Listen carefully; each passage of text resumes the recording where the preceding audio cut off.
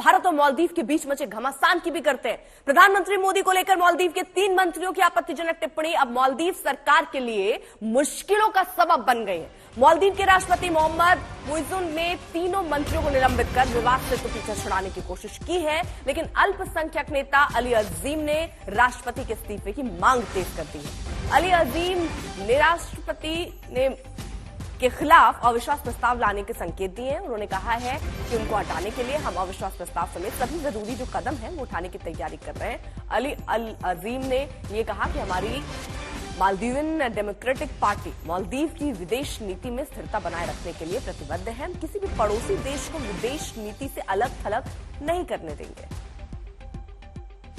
तो पल्ला जरूर झाड़ा, बयान से किनारा किया, मंत्रियों को सस्पेंड किया, लेकिन बावजूद इसके अब उनके लिए मुसीबत थमती नजर नहीं आ रही।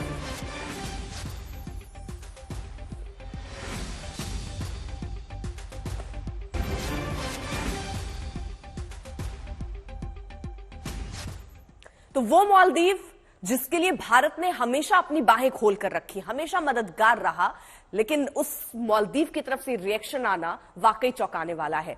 2004 में सुनामी में दरअसल भारत ने ही मदद की थी। पानी संकट से 2014 में मालदीव को कोई और निकालने वाला नहीं था, जिसकी गोद में अभी जाकर बैठे हैं चीन, वो नहीं, भारत। 2021 में कोरोना संकट में मदद किसी कंट्री ने की थी तो वो भारत बढ़ चढ़कर, चाहे वो वैक्सीन पहुंचाना हो या और सुविधाएं पहुंचानी हो। कारोबार अगर आप देखें तो $500 मिलियन का जो कारोबार है वो भारत की वजह से वहां पर है। भारत का आयात जो है वो करीब $61.9 लाख जो है वो मालदीव किस तरह भारत पर डिपेंड करता है, क्योंकि सबसे ज्यादा पर्यटक भी जो है वो भारत से ही नंबर 1 पर भारत से जाते हैं। और जिस जगह पर वो गया है, चीन की जो बात कर रहे हैं, चीन तीसरे नंबर पर है जहां से पर्यटक वहां पहुंचते हैं। मालदीव की जरूरतें जो है वो भारत पर निर्भर करती हैं, चाहे वो चावल हो, आटा हो, मसाले हो, चीनी, फल, सब्जियां, इन सब के लिए मालदीव की निर्भरता भारत पर है। बावजूद इसके इस तरह का बयान चौंकाने वाला है। चीन की चाल में दरअसल मालदीव जो है उछल फंसता नजर आ रहा है। तो सवाल यही है कि श्रीलंका और पाकिस्तान के बाद क्या अब चीन जो है वो मालदीव को अपने तरफ करने की कोशिश कर रहा है। चीन के हिंद महासागर पर देखिए नजर है और इसीलिए चीन अपनी स्ट्रैटेजी के तहत काम कर रहा है।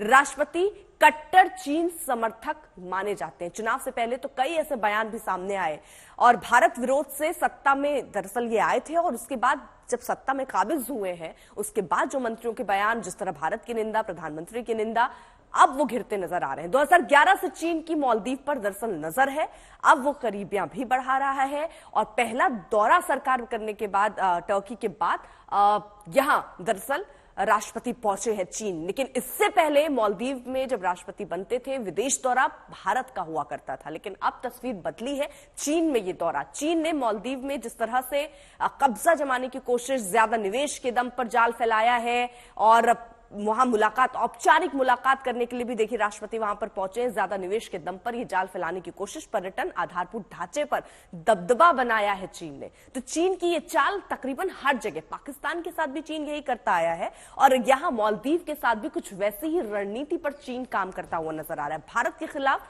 मालदीव का इस्तेमाल कर रहा है और यह पहली दफा नहीं है।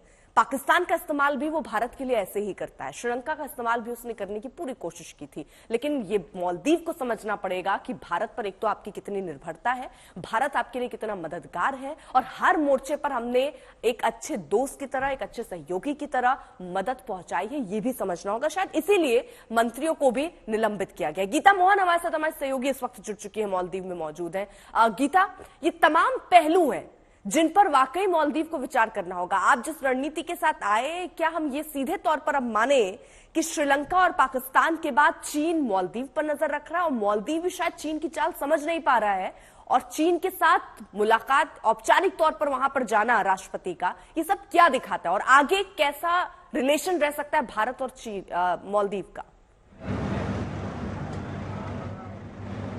देखिए, सोशल मीडिया पे जो वॉर चल रहा है वो एक तरफ अगर रखें तो अब मालदीव्स और भारत के जो रिश्ते हैं उसमें काफी उतार चढ़ाव आए हैं, काफी ऊपर नीचे हमने देखे हैं रिलेशंस।